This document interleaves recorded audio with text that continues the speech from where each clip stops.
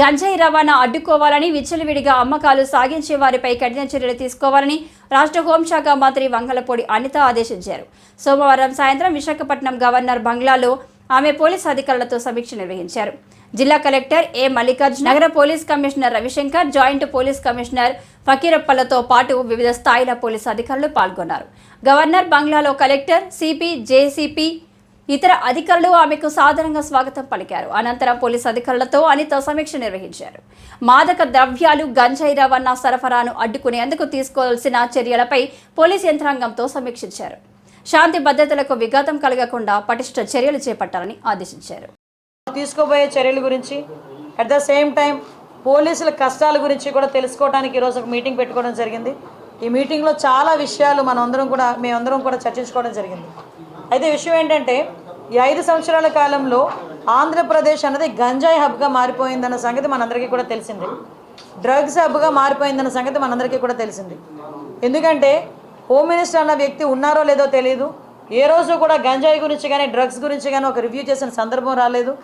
ఏ రోజు home minister పక్కన పెడితే కనీసం ముఖ్యమంత్రి కూడా ఏ రోజు కూడా ఇంత రేంజ్లో క్రైమ్ రేట్ పెరిగిపోతున్నా, గంజాయి స్మగ్లింగ్లు, అదేవిధంగా డ్రగ్స్ సరఫరా విపరీతంగా పెరిగిపోతున్నా జగన్మోహన్ రెడ్డి కూడా ఏ రోజు కూడా దీని మీద ఒక చర్యలు తీసుకున్న సందర్భం కూడా మనకు కనిపించలేదు.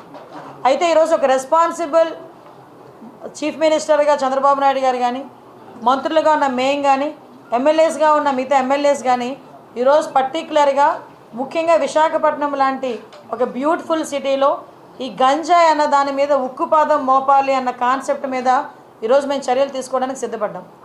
ఎందుకు ఇది ఇమీడియట్గా మీరు ఎందుకు టేకప్ చేశారు మేడం గారు అని మీరు అనుకోవచ్చు. ఎందుకంటే నిన్న నేను కొంతమంది మా ఎమ్మెల్యేస్ అందరి ఇంట్లోకి వెళ్తూ ఉంటే జనరల్ పబ్లిక్ నా దగ్గరికి వచ్చి మాట్లాడారు. మేడం గంజాని అరగట్టండి, చాలా ఇబ్బందులు పడుతున్నాం. టీచర్స్ నాకు ఫోన్లు చేశారు. గవర్నమెంట్ స్కూల్స్ దగ్గర 5th క్లాస్ 6th క్లాస్ చదువుతున్న పిల్లలు కూడా గంజాయి తీసుకుంటున్నారు. అంటే గంజాయి అంత విచ్చలవిడి అయిపోయింది, విపరీతంగా వైజాగ్లో దొరుకుతోంది. ఒక ఎమ్మెల్యే స్థాయిలో ఉన్న ఒక వ్యక్తి ఏమని చెప్పాడంటే, గంజా వైజాగ్లో ఈవినింగ్ పూట ఆఫ్టర్ 8 కొన్ని ప్లేసెస్కి వెళ్ళడానికి మేము భయపడుతున్నాం. కొన్ని ప్లేసెస్లో ఎస్పెషల్లీ గంజాయి బ్యాచ్ ఉంటున్నారు, వాళ్ళు మా మీద తిరగబడుతున్నారు, కొడుతున్నారు, చంపుకోవడానికి కూడా సిద్ధపడుతున్నారు.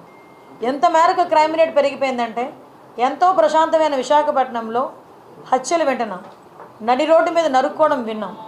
సో ఇటువంటి సిచ్యువేషన్ అన్నిటిని అరికట్టాలంటే మూలాలని మనం వెతుక్కోవాలి. మూలాలైన ఈ గంజాయిని, అదేవిధంగా డ్రగ్స్ని కంట్రోల్ చేసే పరిస్థితి మనకి రావాలి. ఈరోజే గంజాయి గురించి, డ్రగ్స్ గురించి మాట్లాడుతున్నప్పుడు అనేకమైన ఇష్యూస్ నాకు బయటపడినాయి. అంటే నేను అంటానంటే ఎక్కడ ఈ గ్యాప్ నడుస్తుంది, మనకి సోర్సెస్ కట్ అయిపోయాయని అఫీషియల్స్ చెప్తున్నారు. సోర్సెస్ కట్ అయిపోయినా కూడా రోజు రోజుకి ఎందుకు ఈ డ్రగ్స్ కేసెస్ కానీ గంజాయి కేసెస్ కానీ పెరుగుతున్నాయి?